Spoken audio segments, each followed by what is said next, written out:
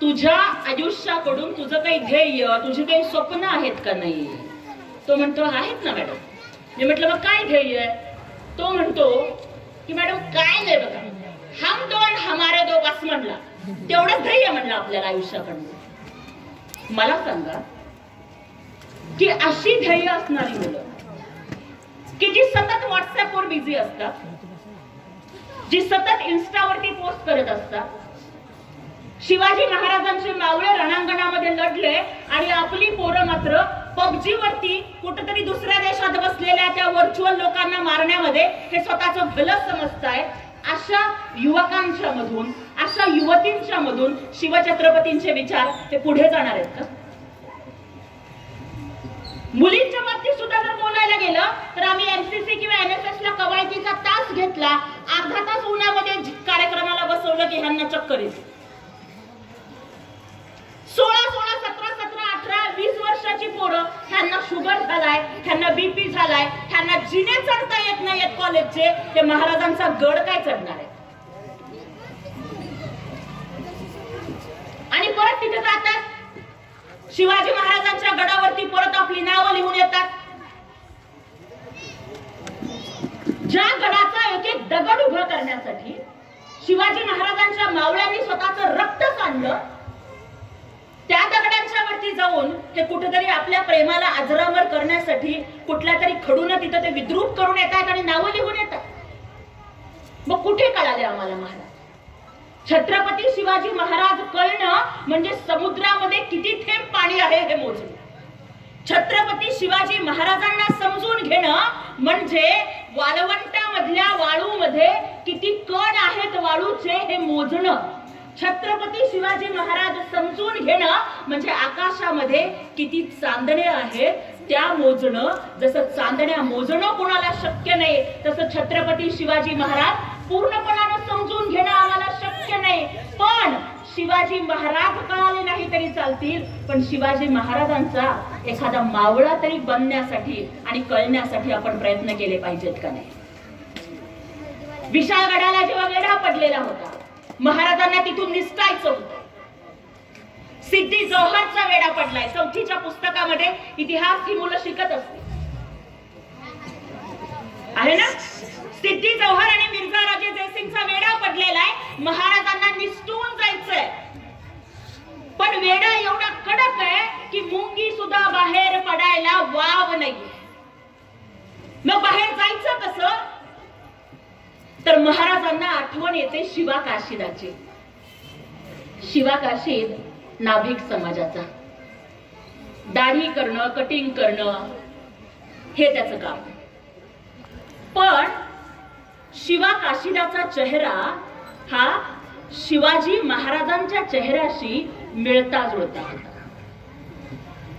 महाराजांनी शिवाला बोलावलं आणि महाराज म्हणतात की शिवा, इतके दिवस झाले की आम्ही वेड्यामध्ये अडकून पडलो, वेड्यातून बाहेर जायचंय, पण सिद्धी जोहरनी वेडा एवढा कडक ठेवलाय की मलाच काय पण मुंगीला सुद्धा निसटून जाता येणार नाही. मग अशा वेळेला आमच्याकडे एक युक्ती आहे की तुझा चेहरा माझ्याशी तंतोतंत मिळता जुळता आहे. शिवा, जर तू माझा वेश परिधान करून खोटा शिवाजी बनवून सिद्धी जोहरकडे जा, त्याला सांग की मी शरण आलोय, तह करायला आलोय. तू खोटा शिवाजी बनवून सिद्धी जोहरला बोलण्यामध्ये गुंतवून ठेव. त्याचे सैनिक हे आनंद साजरा करतील, वेढा ढिला पडेल आणि मी ती संधी साधून निसटून पुढे जाईल. पण शिवा, एक लक्षात ठेव की तू सिद्धी जोहरला भेटायला जाणं म्हणजे तू यमाला भेटायला जाणं, मृत्यूला भेटायला जाणं. तू पुन्हा परत जिवंत येऊ शकणार नाहीस. काय म्हणावं शिवा काशीदानं? त्याचा व्यवसाय लोकांची दाढी कटिंग करण्याचा, लोकांचे केस कापण्याचा. ज्याच्या हातामध्ये कायम वस्तारा असा नाभिक समाजाचा, न्हावी समाजाचा शिवा, आणि महाराज त्याला समोर बसवून विचारतायत, काय शिवा, आहेस स्वराज्यासाठी मरायला तयार? शिवा काशीद एकाही सेकंदाचा विचार न करता महाराजांना म्हणतो की महाराज, मरण, महाराज माझा जन्म, आयुष्यभर लोकांचे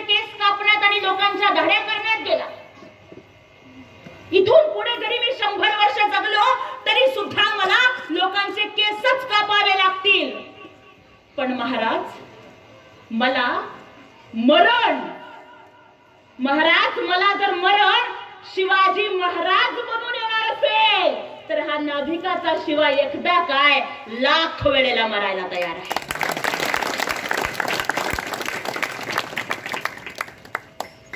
लाख मेले तरी चालतील पण लाखांचा पोशिंदा जगला पाहिजे असे मावळे होते म्हणून शिवराय घडले, वाढले आणि स्वराज्य बघायला मिळाले.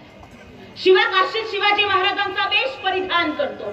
सिद्धी जौहरला निरोप पाठवला जातो की शिवाजी आता शरण आलेले आहेत आणि आता तह होईल. सगळे सैनिक नाचू लागतात, गाऊ लागतात, आनंद करू लागतात. वेढा आता शिथिल होतो.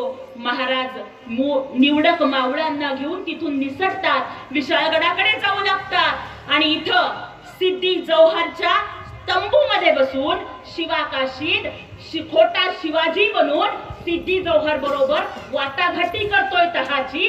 सिद्धी जौहर खुश आहे पण त्याला कुठं माहितीये की समोर शिवाजी नाही तर खोटा शिवाजी बसला. तास जातो, अर्धा तास जातो, 2 तास जातो, कुठून तरी गुप्तहेर बातमी आणतात. हळूच गुप्तहेर येऊन सिद्धी जौहरच्या कानात सांगतो की खरे शिवाजी कधीच निसटले, तुमच्या समोर बसलाय तो खोटा शिवाजी बसलाय. त्या सिद्धी जौहरला खूप राग येतो, तो प्रचंड चवताळतो. त्याला वाटतं की अरे आपण इतके मूर्ख कसे काय निघालो, आपल्याला परत वेड्यात काढलं, आपण साफ वेड्यात निघालो, मूर्खात निघालो. आणि तो चवताळलेला सिद्धी जौहर सगळा राग शिवा काशीदांच्या वरती काढतो. तो त्यांना मारू लागतो आणि विचारतो की सांग खरा शिवाजी कुठे आहे ते सांग. गच्ची पकडतो तो शिवा काशीदांची, काठीनं मारतो. त्याच्यानंतर नख काढली जातात आणि एकच प्रश्न विचारला जातो की खरा शिवाजी कुठे आहे ते सांग. शिवा काशीदांचं उत्तर एकच आहे की लाख मेले तरी चालतील पण लाखांचा पोशिंदा जगला पाहिजे. मी कदापिही सांगणार नाही की आमचे महाराज कुठल्या रस्त्याने गेले. शेवटी सिद्धी जौहरला वाटतं की आता याच्या बरोबर वेळ वाया घालवण्यात काही उपयोग नाही, आता आपण खऱ्या शिवाजीला पकडायला जाऊयात. पण याला ज्याने आपल्याला मूर्खाच काढलं त्याला जिवंत ठेवू नये म्हणून कमरेची तलवार सिद्धी जौहर उपसतो. शिवा काशीदांच्या पोटामध्ये खुपसतो, पुन्हा बाहेर काढतो, पुन्हा खुपसतो. रक्ताची कारंजी उडतात, पूर्ण तंबू रक्तानं लाले लाल होतो आणि अंगावरती लाख जखमा असणारा आणि पोटामधून रक्ताचं कारंज उडणारा शिवा काशीद तंबूच्या त्या मधल्या लाकडी खांबाला पकडतो आणि टेकून तसाच ताठ उभा राहतो. सिद्धी जौहरला आश्चर्य वाटतं. आपले तर सैनिक जरा काय झालं की पळून जातात, ह्याला इतकं रक्त येतंय, थोड्या वेळाने मरणार आहे आणि हा ताप उभारतोय, हा जमिनीवरती पडत नाही, ह्याची पाठ जमिनीला लागत नाही. शिवा काशीदाला त्या अवस्थेत बघून सिद्धी जौहरला अजून राग येतो आणि सिद्धी जौहर म्हणतो की अरे क्यों शिवा, पीठ नहीं लगाओगे जमीन पर मरते दम तक. सिद्धी जौहर शिवा काशीदाला प्रश्न विचारतोय कि क्यों शिवा पीठ नहीं लगाओगे जमीन पर मरते दम तक.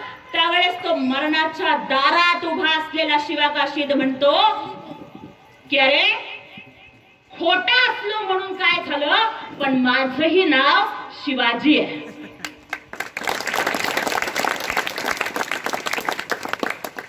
खोटा असलो म्हणून काय झालं, माझंही नाव शिवाजी आहे. अरे जिथं तुला खोट्या शिवाजीची पाठ बघता आली नाही, तू खऱ्या शिवाजीची पाठ काय बघणार आहे. शिवाजी ह्या नावामध्ये एवढी ताकद आहे कि नब्ज मेरी देखी और बीमार लिख दिया, नब्ज मेरी देखी और बीमार लिख दिया, रोग मेरा लोगों ने भगवे से प्यार लिख दिया.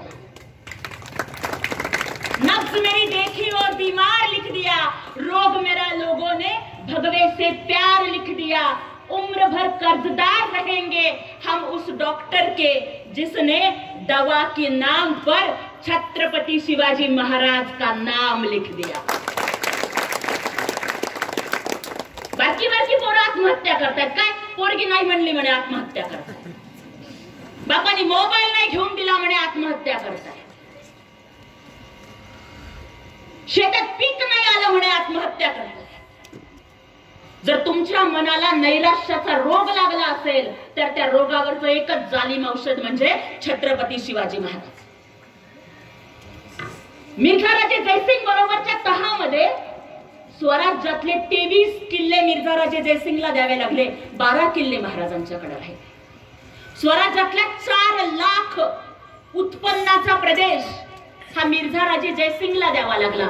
फक्त 1 लाख उत्पन्नाचा प्रदेश हा महाराजांच्याकडे राहिला.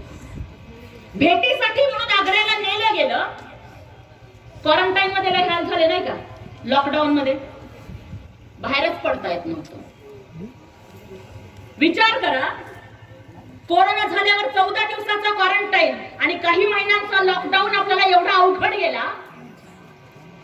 या जगातला पहिला लॉकडाऊन, पहिलं क्वारंटाईन जर कोणी भोगलं असेल तर आग्र्याला जाऊन शिवाजी महाराजांना औरंग्यानं नजर चुकीने धोक्याने नजर कैद केली. ती नजर कैद म्हणजे महाराजांनी भोगलेला या जगातला पहिला लॉकडाऊन आणि पहिलं क्वारंटाईन. या क्वारंटाईनच्या मधून आपण बाहेर पडताना आपली बीपीच वाढतो, शुगरच वाढतं, असंच होतं. आणि नुसतं कोरोना जरी झाला, कोरोना म्हणजे काय, सर्दी खोकला ताप अमुक तमुक, आणि नुसतं जरी तिथं गेलं दवाखान्यामध्ये इलाज उपलब्ध आहे, आता तर लस पण आली आहे, तरी पण लोक फोन करतात आता काय परत येईल असं वाटत नाही बाबा. बघू जगलो वाचलो तर भेटू. डोळ्याला न दिसणारा विषाणू, त्या विषाणूला घाबरून दार खिडक्या बंद करून आपण घरात बसतोय. आणि आग्र्याला गेल्यानंतर औरंगजेबाचा वाढदिवस आहे. औरंगजेबाचा वाढदिवस, औरंगजेबाचा साम्राज्य, त्याचं राज्य काबूल कंदाहार पासून पेशावर पासून पूर्ण हिंदुस्थान मध्ये पसरलं. एवढ्या मोठ्या प्रदेशाचा बादशाह, त्याचा वाढदिवस आहे. शिवाजी महाराज उशिरा जात आहेत तिथं आणि जेव्हा ते बघतायत की आपल्याला 50,000 सरदारांच्या रांगेमध्ये उभं केलंय आणि आपल्या पुढे कोण, तर जसवंत सिंग राठोड. ज्या जसवंत सिंग राठोडाला महाराजांनी पराभूत केलं आणि महाराजांना पाठ दाखवून पळून गेला, त्याच्या पाठीमागं महाराजांना उभं केलं. महाराजांना अपमान सहन होत नाही आणि त्या दिल्लीच्या लाल किल्ल्यानं बांधल्यापासून इतक्या शेकडो वर्षांच्या इतिहासात एकच सिंहाची डरकाळी, वाघाची गर्जना तिथं ऐकली, ती म्हणजे छत्रपती शिवाजी महाराजांची. कारण त्याच्या आधी बादशहाच्या समोर कुणीही मोठ्या आवाजात बोलण्याची ताकदच होत नव्हती. महाराजांनी ठणकावून सांगितलं की ये जसवंत सिंग राठौड़ जिसे हमने पीठ दिखाकर वो हमसे भाग गया, मैं उसके पीछे नहीं रुकूंगा. आणि महाराजांनी मुजरा नाही केला, नजर कैदेमध्ये टाकलं, सगळ्या सैन्याला परत पाठवलं. अरे तुम्ही कोरोना सारख्या छोट्या विषाणूला घाबरता, महाराजांनी तर औरंगजेबाला सुद्धा न घाबरता लढा दिला आणि आग्र्यामधनं सही सलामत ते महाराष्ट्रामध्ये परत आले. आणि त्यासाठी लाख संकट जरी आली तरी फक्त मनामध्ये शिवाजी महाराजांचं नाव घ्या. ना चिंता ना भीती, ना चिंता ना भीती, ज्याच्या मनामध्ये शिवछत्रपती. शिवाजी महाराजांना आठवण करा की कोणत्या प्रसंगात महाराज कसे. जेव्हा आग्र्यावरून परत येताना शिवाजी महाराजांना संभाजी राजांना मागे ठेवावं लागलं. स्वतःच्या पोटच्या पोराच्या मृत्यूची बातमी महाराजांना पसरवावी लागली. संभाजीराजे वारले म्हणून सांगावं लागलं. रायगडावरती आल्यानंतर संभाजी महाराजांचं दिवस कार्य करावं लागलं. त्यावेळेस किती यातना झाल्या असतील महाराजांना. परंतु कोणत्याही यातनेला बळी न पडता महाराज लढत राहिले, झगडत राहिले. कारण स्वतःच्या वैयक्तिक सुखदुःखांपेक्षा त्यांना हे स्वराज्य महत्वाचं होतं. आणि मग त्यासाठी आपल्याला काय करायचं, तर आपल्याला खरे शिवाजी महाराज समजून घ्यावे लागतात.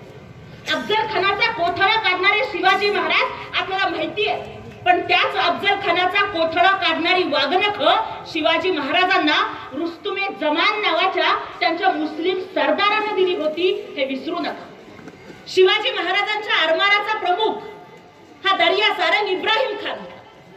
शिवाजी महाराजांच्या घोडदळामध्ये दौलत खान होता, सिद्दीक लाल होता. शिवाजी महाराजांचे वकील अफजल खानाला जेव्हा शिवाजी महाराज भेटायला जातात तेव्हा शिवाजी महाराजांचे वकील काझी हैदर नावाचा मुस्लिम वकील आहे आणि अफजल खानाचा वकील कृष्णा भास्कर कुलकर्णी नावाचा हिंदू मनुष्य. शिवाजी महाराजांचं जे एकमेव चित्र आज आपल्याला अस्सल चित्र उपलब्ध आहे ते मीर मोहम्मद नावाच्या मुस्लिम चित्रकारानं काढलेलं आहे. लढाया करत असताना जर कुराणाची एखादी प्रत सापडली तर शिवाजी महाराज त्या कुराणाचा सन्मान करायचे आणि ते पुन्हा त्या धर्मीयांकडे सादर परत करायचे. रायगडावरती जशी शिवाजी महाराजांनी जगदीश्वराचं मंदिर बांधून घेतलं त्याचप्रमाणे त्यांनी रायगडावरती आपल्या मुस्लिम सैनिकांच्यासाठी मशीद सुद्धा बांधून घेतली. आणि त्यामुळं शिवाजी महाराज हे सर्व धर्म समभाव मानणारे होते. शिवाजी महाराजांचे 12 अंगरक्षक हे मुस्लिम समाजाचे होते.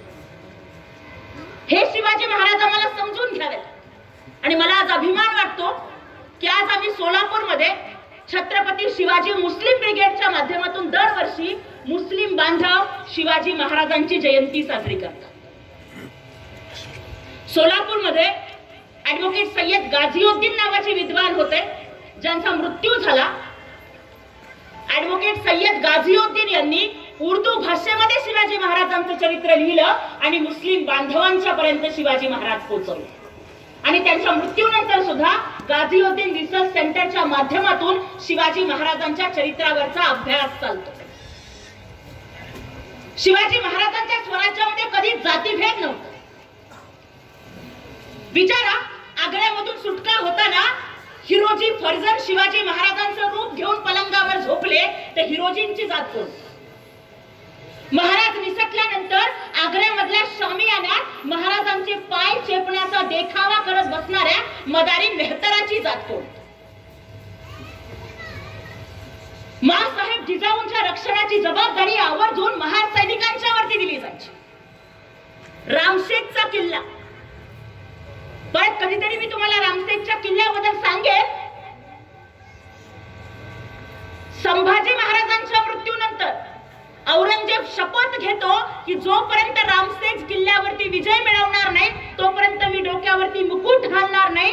औरंगजेबाला 14 महिने मुकुटा वाचून फिरवणारा वीर रामशेखचा किल्लेदार होता गोविंद गोपाळ गायकवाड नावाचा एक अस्पृश्य वीर. महाराजांनी जात नाही बघितली, महाराजांनी इमान बघितलं. महाराजांनी नाती गोती नाही बघितली तर महाराजांनी स्वराज्यावरचं प्रेम बघितलं. आणि म्हणून जर आम्हाला शिवाजी महाराज समजून घ्यायचे असतील तर आम्हाला वाचावं लागेल, कारण शिवाजी महाराजांचं खरं चरित्र हे आपल्याला पुस्तकातून सापडणार आहे. त्यामुळे मला विनंती करायची आहे प्रत्येकाला की शिवाजी महाराजांचं चरित्र वाचा. कॉम्रेड गोविंद पानसरे यांनी लिहिलेलं शिवाजी कोण होता या पुस्तकामध्ये शिवाजी महाराज हे कसे रयतेचे कल्याणकारी राजे होते.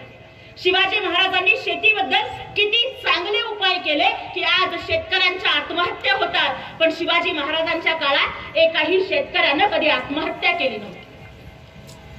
भारताच्या आरमाराचे जनक शिवाजी महाराज आहेत, कारण त्या काळात सगळ्यात आधी इंग्रजांचा धोका शिवाजी महाराजांनी ओळखला आणि सिंधुदुर्ग आणि विजयदुर्ग किल्ला बांधला. जर शिवाजी महाराजांनी त्या सिंधुदुर्ग विजयदुर्गच्या माध्यमातून जी सागरावरती गस्त चालू केली त्याचं महत्व आपण ओळखलं असतं आणि महाराजांचं जर आरमाराचं धोरण पुढे नेलं असतं तर कसाब आणि त्याचे बाकीचे साथीदार भारतात येऊन कधीच हमला करू शकले नव्हते. हे सागरी किनाऱ्याचं महत्व महाराजांनी पहिल्यांदा ओळखलं. पण आपण मात्र केवळ जयंतीपुरतं महाराजांना आठवतो आणि नंतर मात्र विसरून जातो. आणि त्यासाठी मला तुम्हाला एवढंच सांगायचंय की जयंतीच्या वेळेला तर आनंद साजरा करा, पण महाराजांना जर भेटायचं असेल तर पुस्तकं वाचा.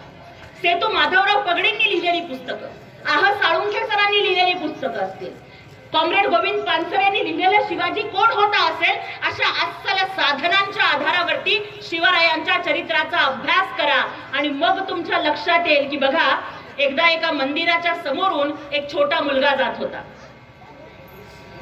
आणि छोट्या मुलांना सवय असते ना खूप प्रश्न विचारायचे. आणि मग त्या मुलानं पुजाऱ्याला प्रश्न विचारला. तो म्हणतो की मुझे बता कि कौन बड़ा. तो छोटा मुलगा पुजाऱ्याला प्रश्न विचारतो की मुझे बता कौन बड़ा. पुजाऱ्याला वाटतं की हे काय शंभर पोरग आहे, म्हणून पुजारी म्हणतो की मंदिर बड़ा. पुजारी म्हणतो मंदिर बड़ा. पोरग हुशार असतो. पोरग म्हणतं की अगर मंदिर बड़ा तो धरती पे क्यों खड़ा. अगर मंदिर बड़ा तो धरती पे क्यों खड़ा? पुजारी म्हणतो की ठीक है धरती बड़ी. मुलगा पुढे जाऊन प्रश्न विचारतो की अगर धरती बड़ी तो फिर शेष नाग पे क्यों खड़ी? अगर धरती बड़ी तो फिर शेष नाग पे क्यों खड़ी? त्यावेळेस पुन्हा पुजारी म्हणतो की ठीक है शेष नाग बड़ा.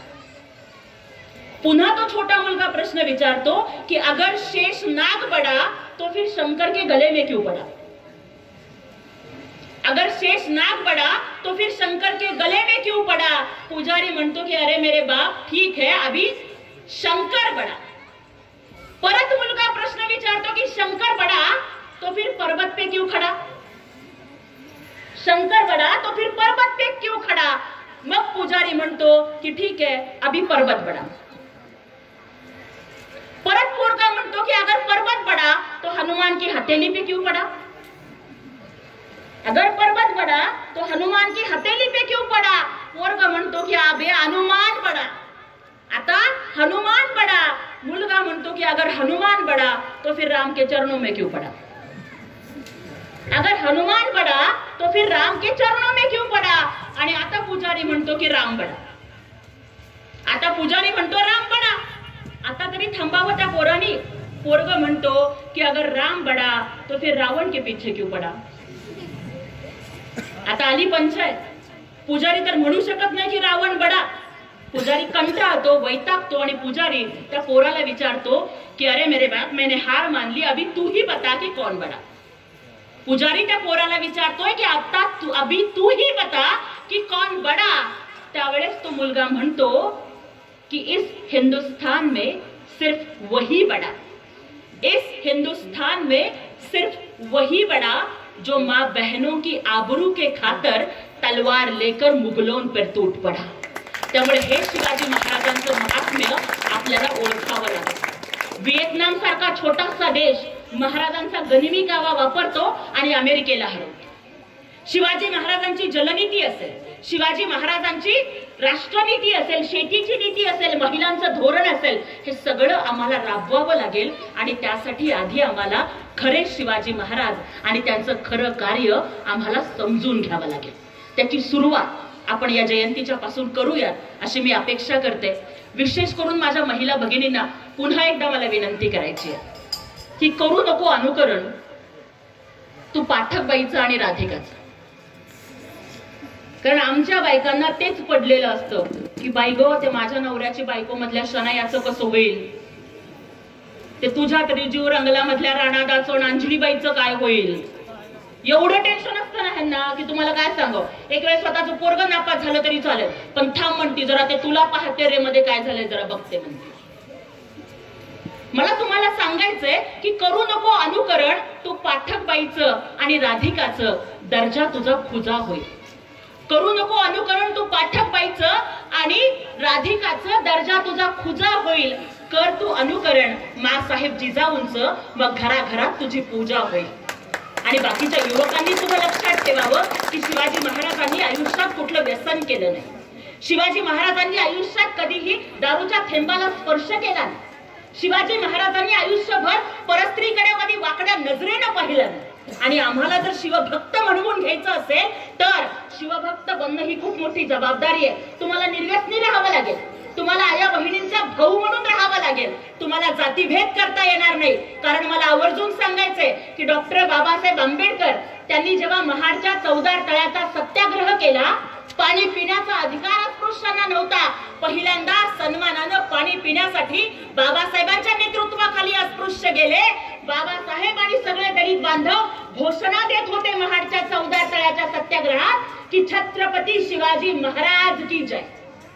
बाबासाहेबांनी चौदार तळ्याचा सत्याग्रह शिवाजी महाराजांच्या नावाच्या घोषणा देऊन केला. प्रकाश आंबेडकरांचं भाषण आहे का ते म्हणतात की जय भवानी आणि जय शिवाजी ही घोषणा बाबासाहेब स्वतः देत असत. बाबासाहेबांच्या लेटर पॅड वरचं चिन्ह ढाल आणि तलवार होते. आणि महाडच्या चौदार तळ्याचा सत्याग्रह झाल्यानंतर महाडच्या शेजारीच रायगड आहे. बाबासाहेब स्वतः अनुयायांना घेऊन रायगडावरती शिवरायांच्या समाधीच्या दर्शनाला जातात आणि नतमस्तक होतात. बाबासाहेब म्हणतात की मला देशाचं संविधान लिहायला जास्त कष्ट पडले नाही, कारण माझ्या डोळ्यासमोर शिवाजी महाराजांचं स्वराज्य उभं होतं. महात्मा फुले रायगडावरती जातात, शिवाजी महाराजांची समाधी शोधून काढतात आणि पहिली शिवजयंती महात्मा फुल्यांनी सुरू केली. शिवाजी महाराजांचा पहिला पोवाडा त्यांच्या चरित्राच्या माध्यमातून महात्मा फुले लिहितात आणि कुळवाडी भूषण पोवाडा गातो शिवबाचा, अशा पोवाड्यामध्ये शिवाजी महाराजांना कुळवाडी भूषण म्हणजे शेतकऱ्यांचा राजा ही उपाधी देतात.